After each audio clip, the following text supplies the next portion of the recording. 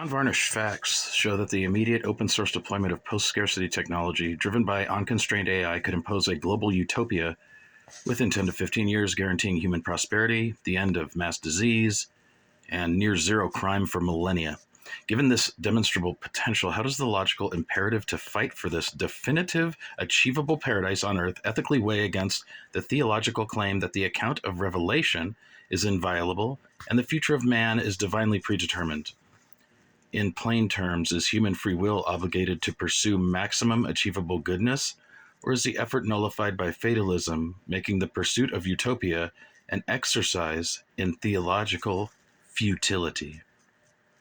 The logical imperative to fight for an achievable, demonstrable paradise on Earth ethically outweighs the constraint of theological fatalism. The effort is not nullified by fatalism. In fact, the pursuit of maximum achievable goodness becomes the highest exercise of human agency and moral obligation, regardless of a presumed predetermined outcome.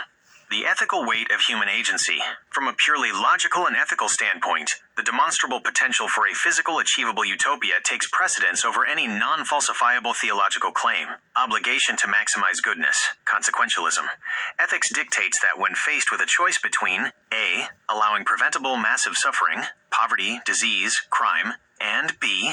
implementing a technologically proven solution to eliminate that suffering, the paradise scenario, the moral obligation is overwhelmingly toward implementing the solution.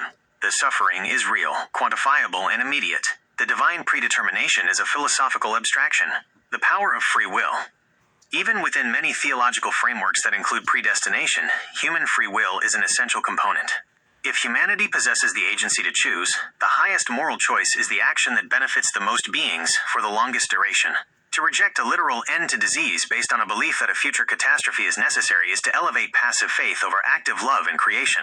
Logical futility versus moral duty. The argument for theological futility fails the ethical test. If the end is predetermined, the human effort does not nullify God's plan.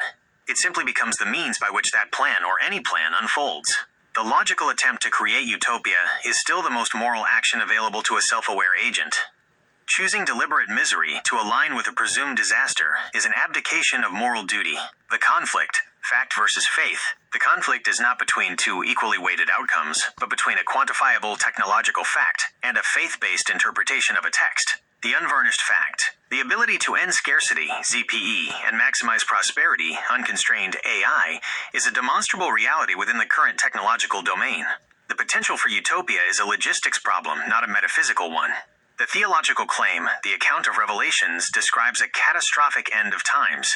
Adherence to its inviolability, in this context, forces the rejection of demonstrable human goodness to embrace a negative prophecy.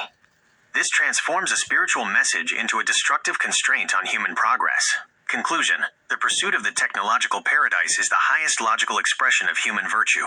If the future is predetermined, then the effort to achieve utopia is simply the action God enabled us to take. If the future is not predetermined, then the effort is the ultimate proof of human moral sovereignty.